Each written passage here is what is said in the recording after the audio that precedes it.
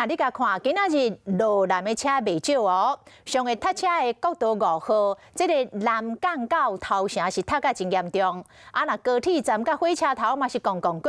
根据着统计，过年期间会有超过700万人坐火车，坐高铁者有234万人。啊，不管是火车也或是高铁，讲车衫人会上多。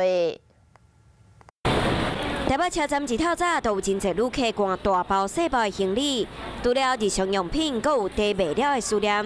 根据统计，代替春节的运量总共707万6千人，尤其车衫会达到一天74万人的高峰。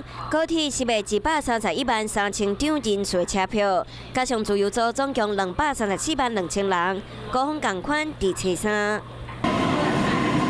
来到东部花莲车头，同款有真侪人，旅客唯一的信念就是要回去厝内过年。全满的、哦，全满。啊，你们车票好订吗？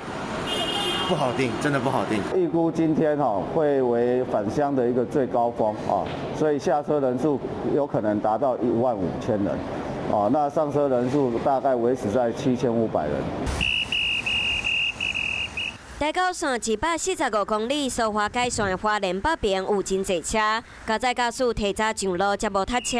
不过高公局也是要提醒，小年尾即天国道有5个路段爱注意，包括国道3号路南由梅到新竹、中华到埔盐，国道3号路南土城到关西、快关到雾峰，国道5号路南南港到头城可能塔8点钟。国道走国1、国3的朋友们可以改走台6-1为替代道路。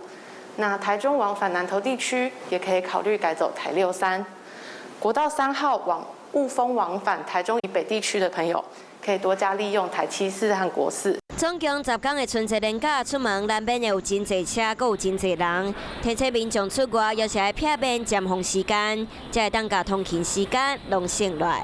Hello， 大家好，我是乃瑜，要教给大家2个任务。第一个，华视新闻的脸书专页，你按赞了吗？还有华视新闻的 YouTube 频道，赶紧订阅起来，还要记得按赞，开启小铃铛哦。